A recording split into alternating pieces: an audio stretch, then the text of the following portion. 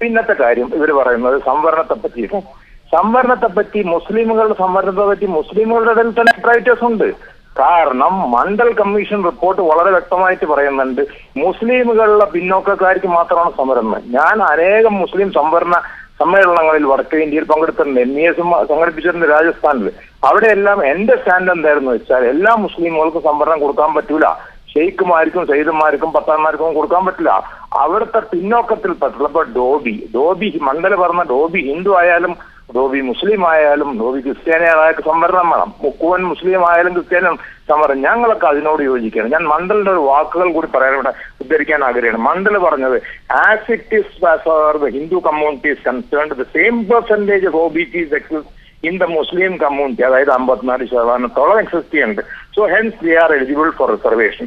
അതനുസരിച്ചിട്ടാണ് ഞാൻ ചോദിക്കട്ടെ, രാജ്നാഥ് സിംഗിന്റെ കാലഘട്ടത്തിൽ BJPയുടെ നേതാവായ ഇന്നത്തെ നേതാവ് പ്രസിഡന്റ് ആയിട്ടുള്ള BJP പ്രസിഡന്റ് രാജ്നാഥ് സിംഗ് മുഖ്യമന്ത്രിയായിരുന്ന കാലത്ത് ഉത്തർപ്രദേശിൽ മുസ്ലിമുകളെ മോസ്റ്റ് ബാക്ക്വേർഡ് കമ്മ്യൂണിറ്റി ആയിട്ട് കരുതി അവർക്ക് സംവരണം കൊടുത്തിട്ടുണ്ട്. ബീഹാറിൽ Sushil Kumar Modi deputy chief minister ആയിരുന്ന കാലഘട്ടത്തിൽ നിതീഷ് കുമാറിന്റെ ഗവൺമെന്റ് അവർ മുസ്ലിമുകളെ EBC എക്സ്ട്രീംലി ബാക്ക്വേർഡ് കമ്മ്യൂണിറ്റി എന്ന് പറഞ്ഞിട്ട് മുസ്ലിമുകളുടെ വിഭാഗത്തിന് കൊടുത്തിട്ടുണ്ട്. അതുകൊണ്ട് ഒന്നല്ലെങ്കിൽ നജ്മാഅത്തുള്ളക്കും ചരിത്ര രാഷ്ട്രീയ അറിവില്ല, കാരണം അവർക്ക് അത് ഒരു പദനെ തെറ്റിദ്ധരിക്കപ്പെട്ടിരിക്കുകയാണ്. ഏതായാലും മൗലാന അബ്ദുൽ കലാം ആസാദിന്റെ പേരക്കുട്ടി എന്തെങ്കിലും കാര്യങ്ങൾ സംസാരിക്കുമ്പോൾ പഠിച്ചിട്ട് വേണം സംസാരിക്കാൻ എന്നുള്ളതാണ്. കാരണം നമ്മൾ ആരും അവർ പറഞ്ഞു. ശ്രീ ഫസൽ ഗഫൂർ മടങ്ങിയെത്താം. ദയവായി ടെലിഫോൺ ലൈനിൽ തുടരണം എന്ന് അഭ്യർത്ഥിക്കുന്നു.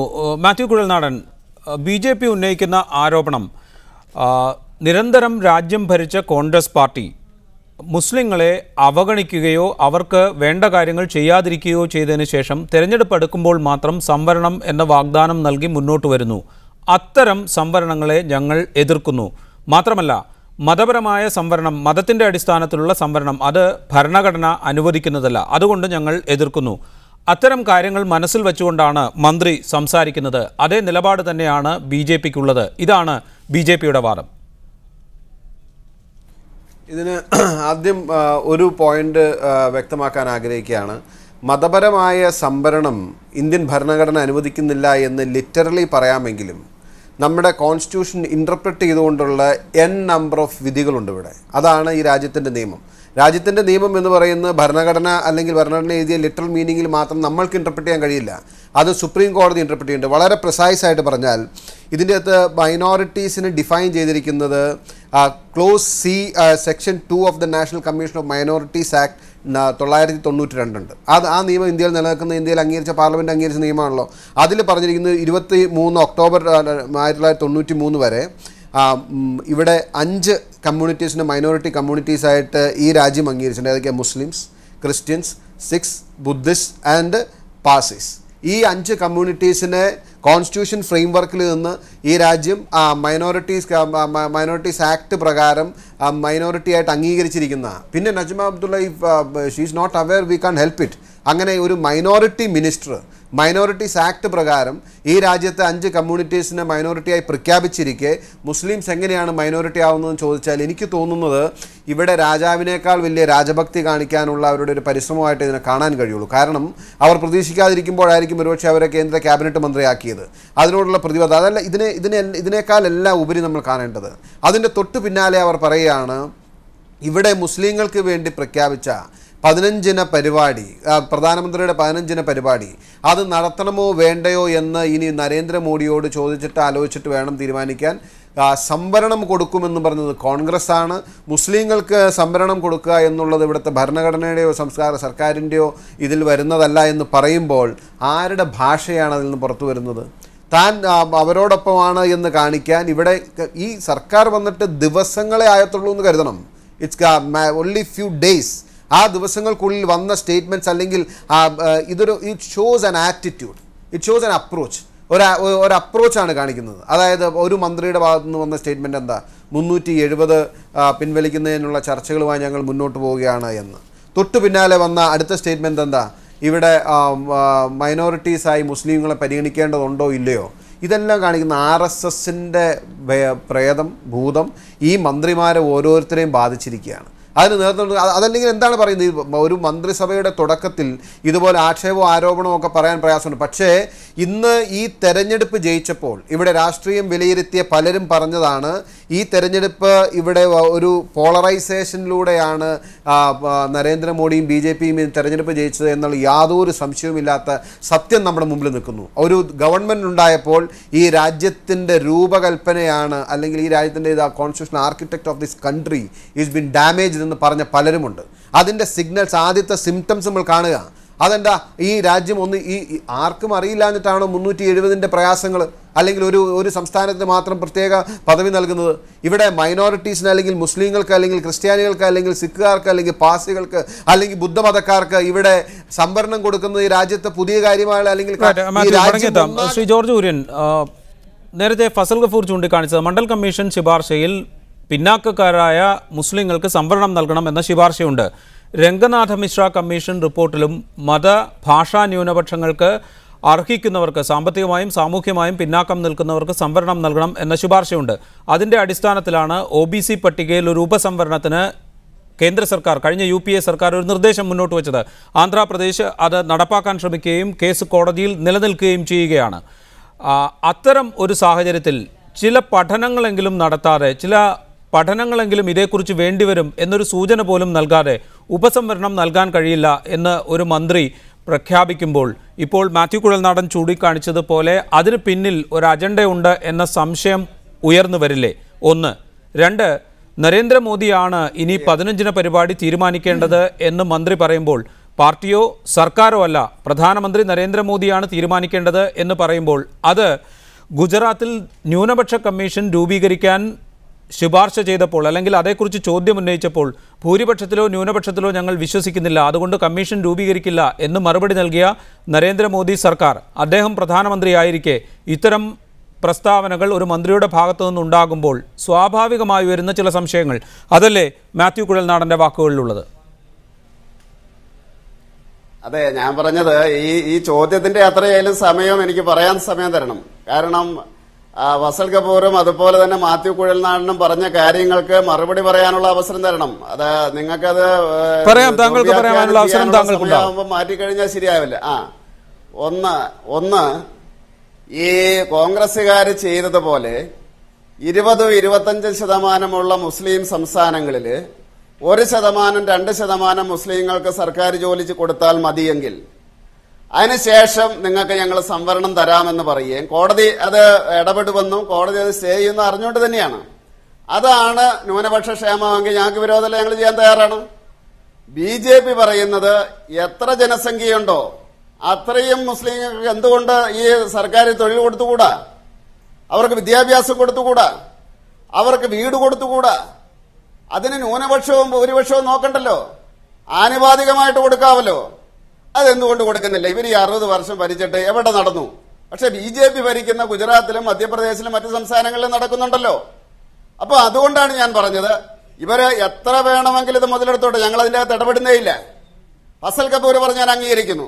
കാരണം ഒരു സിസ്റ്റത്തിന്റെ അടിസ്ഥാനത്തില് മണ്ഡൽ കമ്മീഷൻ പറഞ്ഞതുപോലെ ഇന്ന വിഭാഗങ്ങൾ, ഇവിടെ മലബാറി മുസ്ലിംസ് പിന്നോക്ക എന്ന് പറഞ്ഞ് സംവരണം കൊടുത്തപ്പോൾ ഞങ്ങൾ എതിർത്തില്ലല്ലോ. അതിന് അതിൻ്റെതായിട്ടുള്ള സംവിധാനങ്ങൾ വേണം. അല്ലാതെ 27% കൊടുത്തു, അതിന്റെ ഒരു 4.5% നിങ്ങൾക്ക് എന്തിന്റെ അടിസ്ഥാനത്തിലാ? വ്യവസ്ഥാപിതമായിട്ട് കമ്മീഷനെ വെച്ചിട്ട് അവരുടെ ജീവിത സാഹചര്യങ്ങൾ പഠിച്ചിട്ട് ന്യൂനപക്ഷ പിന്നോക്ക മുസ്ലിംസിന് കൊടുത്തപ്പോൾ BJP എതിർത്തിട്ടില്ല. അതായത് ജീവിത സാഹചര്യത്തിന്റെയും സാമ്പത്തിക അടിസ്ഥാനത്തിന്റെ അടിസ്ഥാനത്തില് മതം നോക്കാതെ കൊടുക്കുന്നതിന് BJP എതിരല്ല.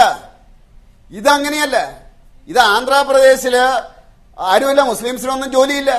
അപ്പോഴാണ് പറഞ്ഞത് നിങ്ങൾക്ക് 5% തന്നേക്കാം. കോൺഗ്രസുകാർക്ക് അറിയാതെ കോടതി സ്റ്റേ ചെയ്യുന്നു. അതുപോലെ മാത്യു കുഴൽനാടൻ ഭയങ്കര നിയമപരമായിട്ട് പറയുന്ന കേട്ടു. ആരാ തീരുമാനിക്കേണ്ടേ? കോടതിയല്ലേ. കോടതി സ്റ്റേ ചെയ്തിരിക്കുകയല്ലേ. അതല്ല ഞാൻ പറഞ്ഞത്, സുപ്രീം കോടതി പറയട്ടെ. അതായത് ആർട്ടിക്കിൾ 30 അനുസരിച്ചും സുപ്രീം കോടതി പറയുന്ന അനുസരിച്ച് ഞങ്ങൾ ചെയ്യാൻ തയ്യാറാണ്. അപ്പൊ അതുകൊണ്ട് കോൺഗ്രസുകാർക്ക് ഇതിന്റെ പേരിൽ മുതലെടുക്കണമെങ്കിൽ എടുത്തോളൂ. പക്ഷെ ഞാൻ പറഞ്ഞ ഒരു കാര്യത്തിന് മാത്യു കുഴൽനാടൻ മറുപടി പറയണം. KCBC ഇവിടെ പ്രമേയം പാസ്സാക്കിയല്ലോ, ഞങ്ങൾക്ക് കിട്ടുന്നില്ല സ്കോളർഷിപ്പ്, ഞങ്ങൾക്ക് ആനുകൂല്യങ്ങൾ കിട്ടുന്നില്ല, മുസ്ലിം സമുദായത്തിനാണ് പോകുന്നത്. അപ്പൊ ഫസൽ കപൂർ പറയുന്നത് ഏറ്റവും കൂടുതൽ ജനസംഖ്യ ഉള്ളവരെ പരിഗണിക്കണമെന്ന്. അതാ ഇവിടുത്തെ ഹിന്ദുക്കളും പറയുന്നത്. ഹിന്ദു തീവ്രവാദികൾ എന്ന് പറഞ്ഞ് ആരെങ്കിലും പറയുന്നുണ്ടെങ്കിൽ അവരും അതല്ലേ പറയുന്നത്, ഞങ്ങളാണ് വലുത്, ഞങ്ങളെ പരിഗണിക്കണം. അപ്പൊ ന്യൂനപക്ഷങ്ങളിൽ മുസ്ലിംസ് ആണ് ഏറ്റവും വലുത്, അതുകൊണ്ട് അവരെ പരിഗണിക്കണം എന്ന് പറഞ്ഞാൽ സമ്മതിക്കില്ല. ഹിന്ദുവിനെ ആ രീതിയിൽ അംഗീകരിക്കാൻ സാധ്യമല്ല, മുസ്ലിമിനെ അംഗീകരിക്കാൻ സാധ്യമല്ല. അതാണ് പറഞ്ഞ ഭൂരിപക്ഷവും ഇല്ല ന്യൂനപക്ഷവും ഇല്ല എന്ന് പറഞ്ഞു. ഇവിടുത്തെ ജനങ്ങളേ ഉള്ളൂ. അവരുടെ പുരോഗതിക്ക് വേണ്ടിയാണ് BJP ശ്രമിച്ചുകൊണ്ടിരിക്കുന്നത്. പിന്നെ പ്രൈം മിനിസ്റ്റേഴ്സ് 15 ഇന പരിപാടി, അത് സർക്കാർ തീരുമാനിക്കേണ്ട കാര്യമാണ്. ഒരു സർക്കാർ വന്നപ്പോഴാണല്ലോ തീരുമാനിച്ചത്. വേറെ സർക്കാർ തീരുമാനിക്കേണ്ട കാര്യം, അത് പാർട്ടി പറയേണ്ട കാര്യമല്ല, അത് സർക്കാരിന്റെ കാര്യമാണ്, അത് സർക്കാർ തീരുമാനിക്കും. അതുകൊണ്ട് എന്തെങ്കിലും ഗുണമുണ്ടായിട്ടുണ്ടോ? ഇവർ ഈ ഒത്തിരി പരിപാടികൾ നടത്തിയിട്ട് പിന്നെയും കമ്മീഷൻ വന്നപ്പോഴേ ഏറ്റവും പിന്നോക്കക്കാരാണ് ന്യൂനപക്ഷങ്ങൾ എന്നല്ലേ പറഞ്ഞത്. അതുകൊണ്ടാണ് പറഞ്ഞത് അവർക്ക് ജോലി കൊടുക്കണം, അവർക്ക് വീട് കൊടുക്കണം, അവർക്ക് വെള്ളം കൊടുക്കണം, വൈദ്യുതി കൊടുക്കണം. 5 വർഷം കഴിഞ്ഞ് നിങ്ങൾ പറഞ്ഞു ന്യൂനപക്ഷങ്ങളെല്ലാം പിന്നോട്ട് പോയിരിക്കുന്നു BJP ഭരിച്ചിട്ട്.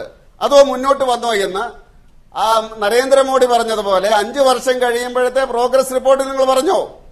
അപ്പൊ അറിയാം ഞങ്ങൾ മതേതരത്വം എന്ന് പറയുന്നില്ല, തുല്യ രീതിയിൽ കബളിപ്പിക്കാതെ സത്യം പറഞ്ഞുകൊണ്ട് ചെയ്യുന്ന ആരാണെന്ന് അപ്പൊ അറിയാം. അത് മാത്യു കുഴൽനാടിന് മനസ്സിലാവില്ല. കാരണം ഇത് വോട്ടിന്റെ ഇതിലാണ് കിടന്നുകൊണ്ട് ഇങ്ങനെ പറയുന്നത്. ഭയങ്കരമായിട്ട് മറ്റ് ന്യൂനപക്ഷങ്ങളെ പറ്റി പറയില്ല. റൈറ്റ്, മടങ്ങിയെത്താം താങ്കളിലേക്ക്. ഫസൽ ഗഫൂർ, ഇവിടെ BJP വാദിക്കുന്നത് സംവരണത്തിൻ്റെ അടിസ്ഥാനത്തിലല്ല, മറിച്ച് ജനസംഖ്യാനുപാതികമായി തന്നെ അവസര സമത്വം ഉണ്ടാകണം. അതാണ് യഥാർത്ഥത്തിൽ നടക്കേണ്ടത്.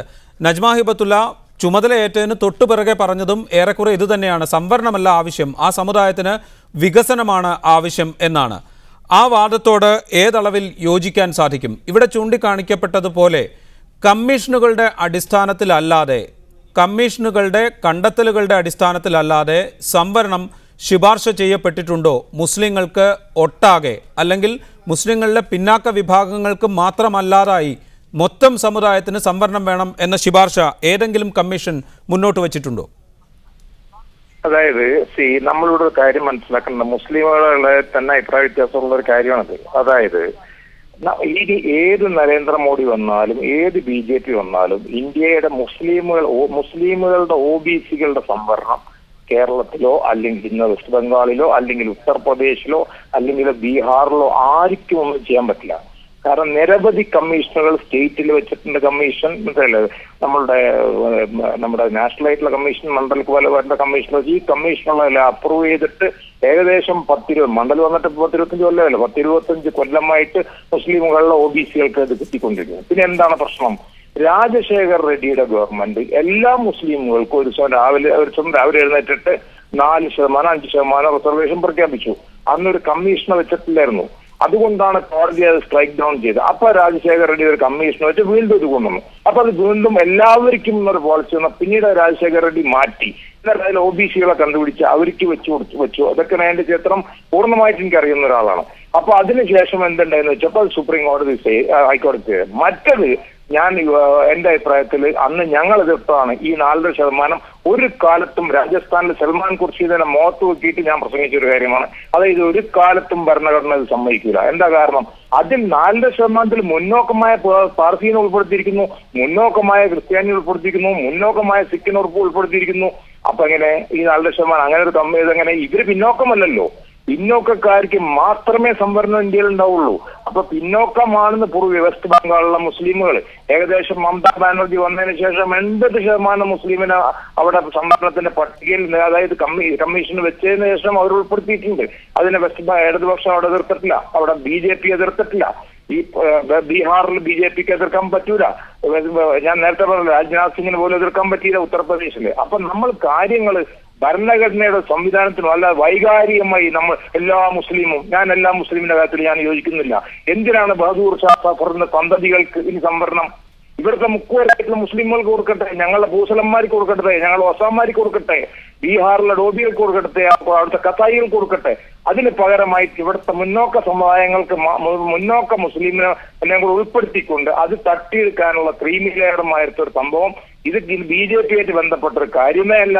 പക്ഷെ BJPയുടെ ഈ പുതിയതായിട്ട് വന്ന നേതാക്കന്മാർ, ഞാൻ അദ്വാനിയുടെ വാക്കുകൾ നേരിട്ട് കോട്ട് ചെയ്യാൻ ആഗ്രഹിക്കുകയാണ്. അദ്വാനി എമർജൻസി കാലത്തെ പ്രശ്നത്തെ പറ്റി പറഞ്ഞത് എന്താണ്? when they were asked to bend, when they were asked to stoop, they preferred to bend. അവരോട് മുട്ടൂത്താൻ പറഞ്ഞപ്പോൾ അവർ നിലത്ത് എഴയാനാണ് തീരുമാനിച്ചത്. അത്തരത്തിലുള്ള സ്റ്റേറ്റ്മെന്റുകൾ നടത്തുന്ന BJP നേതാക്കന്മാർ, പ്രത്യേകിച്ച് ന്യൂനപക്ഷത്തിലുള്ളവർ, അപലപിക്കപ്പെടുന്നവരാണ്. അതുകൊണ്ട് ഞാൻ ഒരിക്കൽ കൂടി ആവർത്തിക്കുകയാണ്, ഇത് നമ്മൾ ഒരു ഭരണഘടനക്ക് ഉള്ളിൽ നിന്നുകൊണ്ട് ശാസ്ത്രീയമായിട്ടുള്ള സംവരണം നടപ്പാക്കുകയാണെങ്കിൽ ഒരാൾക്കും അതിനെതിർക്കാൻ പറ്റൂല.